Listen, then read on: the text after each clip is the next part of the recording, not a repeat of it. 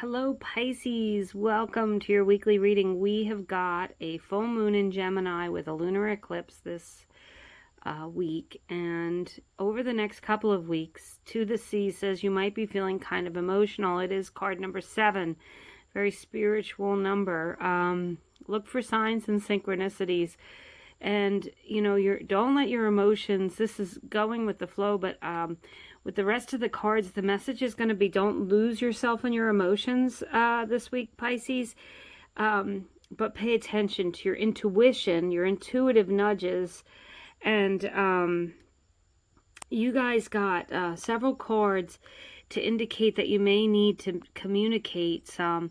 Now, as I said, with that full moon lunar eclipse, things might be coming to light. You might be finding things out about people or situations, or even yourself. So pay attention to that. I feel like it's going to propel you forward, that these are things that you need to find out about. They're probably good for you to find out about, but don't get lost in the emotions of the full moon, because you might want to wait a little while before you go and run away and get married, or cut someone off because they hurt your feelings. There might be more to it than meets the eye. You guys got the King of Swords and the Five of Swords. The King of Swords is the opposite of go to sea. It's or to the sea, I'm sorry. It's, the King of Swords is not very emotional. Really logical, clear-minded. That sort of truth, cutting away what you don't need. Pisces, that's not really like you, but when you've had it, when you're done, you will cut people off, and you will, cut away what you don't need. So this is a little bit word of caution, that you're not rushing into anything to cut anything off before everything is revealed. And that Five of Swords, it's a little bit of an argumentative energy. And it could be internally, like, you're fighting your own thoughts, or it could be external, actual arguments with other people. You might feel like you need to communicate, you need to clear the air, you need to say what you need to say.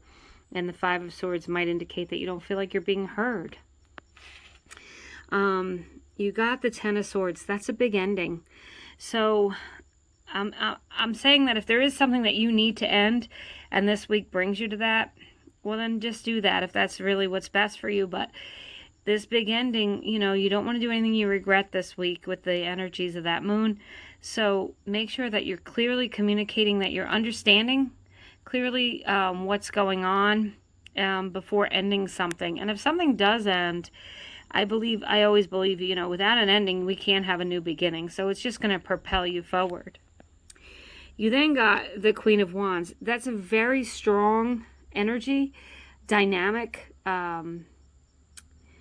To describe this Queen of Wands would be someone who's inspiring, someone who's attractive, could be a fire sign, Aries, Leo, or Sagittarius. So you're argumentative, and you could be arguing with this type of a person. You could be the King of Swords, or you could be the Queen of Wands.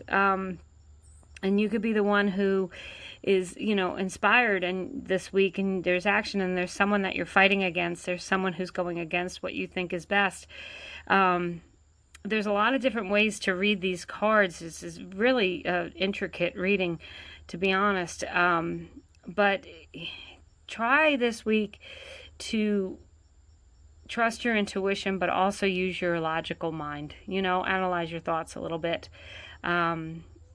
And before you say or do anything you regret, just make sure that that's the right thing to do. I think that's really the strongest message I'm getting here, Pisces. So I pulled out the charms, and you guys got the fish, which is you. Pisces, you guys are represented by the fish.